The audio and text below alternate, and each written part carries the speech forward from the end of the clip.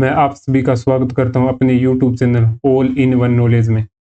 आज से पशु परिचय एग्जाम के लिए मैं टेस्ट सीरीज शुरू करने जा रहा हूं।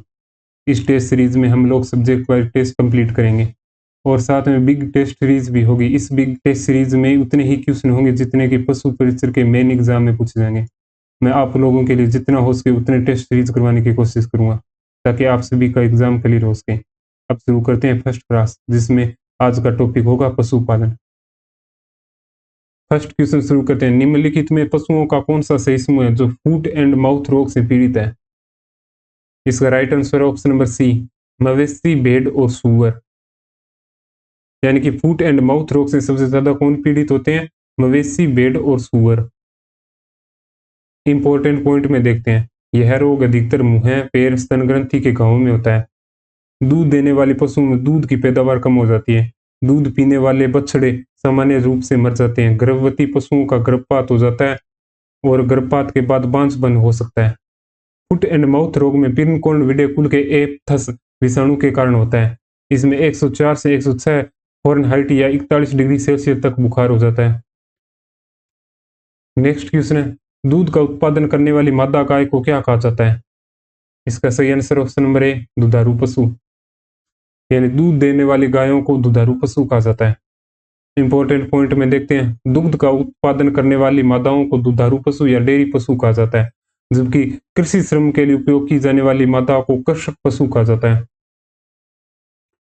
नेक्स्ट क्वेश्चन है, भेड़ की ऊन कपड़े बनाने के लिए प्रयोग की जाती है। ऊन को भेड़ से एक प्रक्रिया द्वारा हटाया जाता है, वह प्रक्रिया कहलाती है। इसका right answer option number C, ऊन कटाई। इंपॉर्टेंट पॉइंट में देखते हैं। ऊन भेड़ या याक के बालों से प्राप्त होती है। कर्तन वह प्रक्रिया जिसके द्वारा ऊन देने वाले जानवरों के शरीर से बाल हटा दिए जाते हैं। नेक्स्ट क्वेश्चन है, राजस्थान में पहली पशु जनगणना कब की गई थी? इसका right answer option number B, 1951। यानी कि 1951 में पहली पशु जनगणना की गई थी। इंपॉर्टेंट पॉइंट में देखते हैं। आजादी के बाद पहली पशु जनगणना 1951 में की गई थी। राजस्थान में पशु जनगणना का कार्य राष्ट्रमंडल द्वारा किया जाता है। राजस्थान में प्रथम ग्रामवार पशु जनगणना 1977 में की गई थी। राजस्थान में पहली नस्ल की पशु गणना जो 2007 में की गई थी। नेक्स्ट क्वेश्चन है, राजस्थान में अधिकतम और न्यूनतम बकरियों वाला जिला कौन सा है? इसका राइट आंसर है ऑप्शन नंबर बी, बाड़मेर और धौलपुर। अधिकतम बकरियों वाला है बाड़मेर है और न्यूनतम है धौलपुर। इंपॉर्टेंट पॉइंट में देखते हैं। 20वीं जनगणना के अनुसार राजस्थान में 56.8 मिलियन पशुओं के साथ भारत में दूसरे स्थान पर है। पहला जो स्थान है वो उत्तर प्रदेश का है। जो अन्य जानवरों के बारे में देखते हैं। बकरी जो है वो बाड़मेर सबसे अधिक है, धौलपुर में न्यूनतम है। गाय जो है वो उदयपुर में सबसे अधिक है, धौलपुर में न्यूनतम है। भैंस सबसे ज्यादा जयपुर में है और न्यूनतम जैसलमेर में है। ऊंट सबसे ज्यादा जैसलमेर में है और न्यूनतम प्रतापगढ़ के अंदर है। नेक्स्ट क्वेश्चन है, न्यूनतम पशुधन जनगणना के अनुसार किस राज्य में भैंसों की संख्या सबसे अधिक है? इसका सही आंसर है option number D, Uttar Pradesh.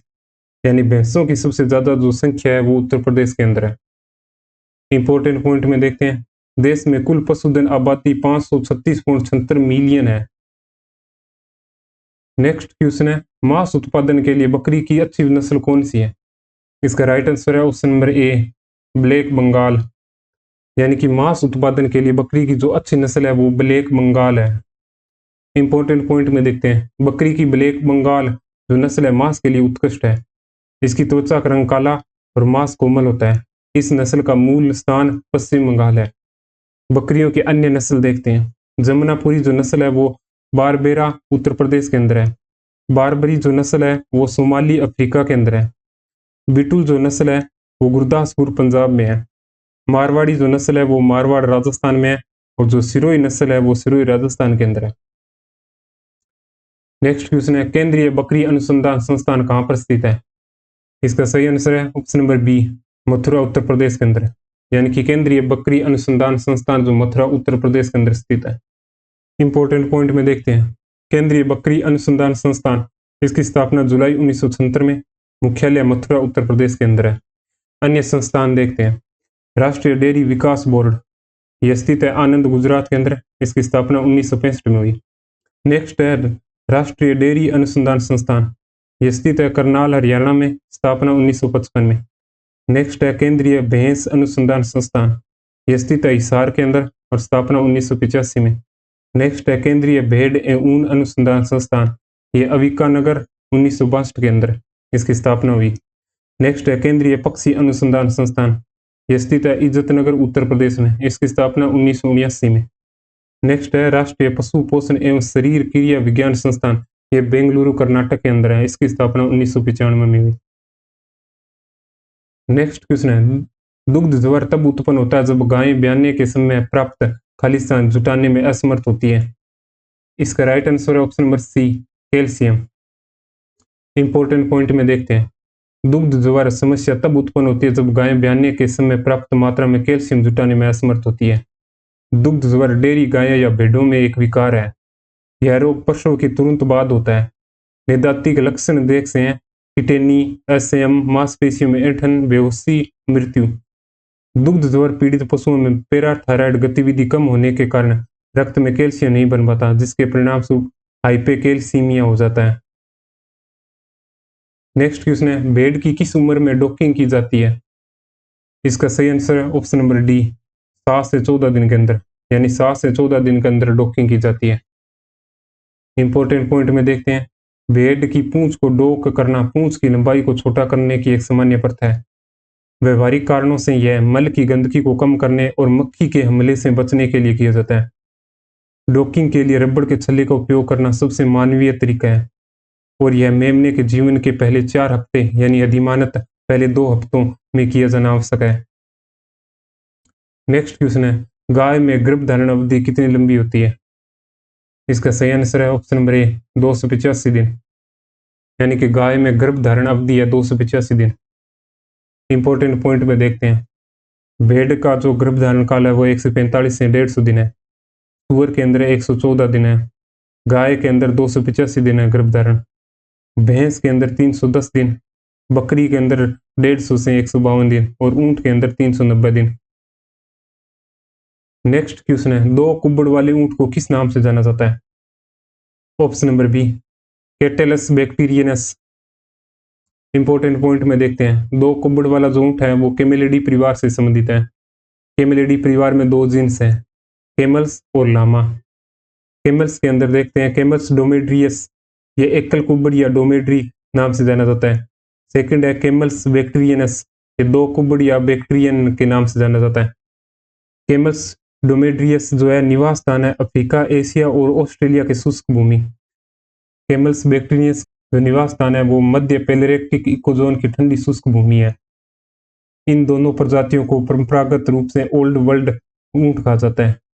Lama के अंदर 4 प्रजाति है, लामा विकुग्ना, लामा गुआनिको, लामा ग्लामा, लामा पेकोस। इन 4 प्रजातियों को न्यू वर्ल्ड ऊंट कहा जाता है। इनका निवास स्थान दक्षिण अमेरिका है। नेक्स्ट क्वेश्चन है सूरती भैंस किस राज्य की देसी नस्ल है। इसका सही answer option number B, Gujarat की, यानी सूरती भैंस गुजरात की नस्ल है। इंपॉर्टेंट पॉइंट में देखते हैं, भैंसों को सामान्यतः नदी और दलदल प्रकारों में वर्गीकृत किया जाता है, हालांकि दोनों को बुबिल्स कहा जाता है। दूध में उत्पादित कुल दूध का आधे से अधिक यानी 55% से अधिक योगदान दुधारू भैंसों का है। सूरती नस्ल मूल रूप से बड़ौदा गुजरात की है। इसकी विशेषता दराती के आकार के सींग। नेक्स्ट क्वेश्चन है मेहसाणा भैंस का विकास किसके संकरण से हुआ है। इसका right answer option number C, Murrah व सूरती, यानी मुर्रा व सूरती से मेहसाणा भैंस का विकास हुआ है। इंपॉर्टेंट पॉइंट में देखते हैं, भैंस की नस्ल का नाम है मेहसाणा, क्षेत्र गुजरात का मेहसाणा गांव। जो मेहसाणा भैंस है इसका वजन है नर के अंदर 400 से 600 किलो, मादा के अंदर 300 से 600 किलो। इसका रंग है काला, वसा की मात्रा 7% है, सींग है सामान्यतः दरांती के आकार का। प्रथम ब्याने का जो समय है वो 42 महीने और ब्याने का अंतराल है वो 16 महीने। सामान्य विशेषता है मुर्रा और सुराती के संकरण से विकसित है। शक्तिशाली, कम गठित शरीर और मध्यम कद। उपयोगिता लगातार दूध उत्पादक। नेक्स्ट क्वेश्चन है निम्नलिखित में से कौन सी नस्ल भेड़ की है। इसका सही answer option number D, Rampur Bushehr, यानी रामपुर बुशेर है वो भेड़ की नस्ल है। इंपॉर्टेंट पॉइंट में देखते हैं, यह भेड़ की महत्वपूर्ण नस्ल है। इसका उपयोग मांस व ऊन दोनों के लिए किया जाता है। यह हिमाचल प्रदेश, उत्तर प्रदेश और उत्तरी समशीतोष्ण हिमालय क्षेत्र में पाई जाती है। इन भेड़ों से प्राप्त ऊन का रंग भूरा होता है। इनका उपयोग ऊनी कंबल बनाने के लिए किया जाता है।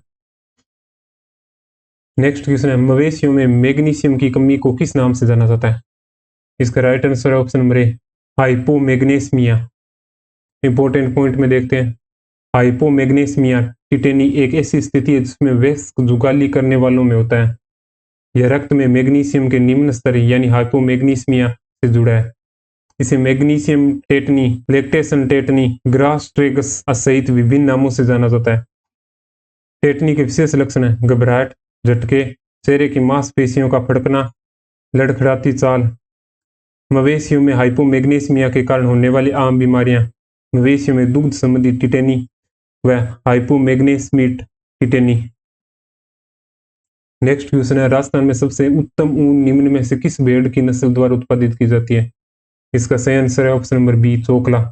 यानी चोकला जो भेड़ है उसकी सबसे उत्तम ऊन प्राप्त होती है। इंपॉर्टेंट पॉइंट में देखते हैं, चोकला महीन कालीन ऊन वाली भारतीय भेड़ को संदर्भित करता है और मूल रूप से इसकी ऊन की गुणवत्ता प्रवास के लिए उपयोगिता के लिए पाला जाता है। यह नस्ल चूरू, झुंझुनू, सीकर और बीकानेर, जयपुर, नागौर के सीमावर्ती क्षेत्रों में पाई जाती है।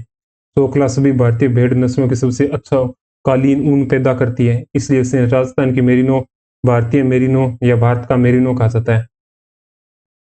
नेक्स्ट क्वेश्चन है, भैंस की कौन सी नस्ल के दूध में वसा की प्रतिशत सबसे अधिक पाया जाता है? इसका सही आंसर है ऑप्शन नंबर ए, बदावरी। यानी बदावरी भैंस में वसा का प्रतिशत सबसे अधिक पाया जाता है। इंपॉर्टेंट पॉइंट में देखते हैं, बदावरी भैंस उत्तर प्रदेश और मध्य प्रदेश के कुछ जिलों की उन्नत भैंस नस्ल है। बदावरी भैंस के दूध में वसा की मात्रा 12 से 13% पाई जाती है। सींग घुमावदार सींग होते हैं, इसके रंग होते हैं तांबे के रंग के समान।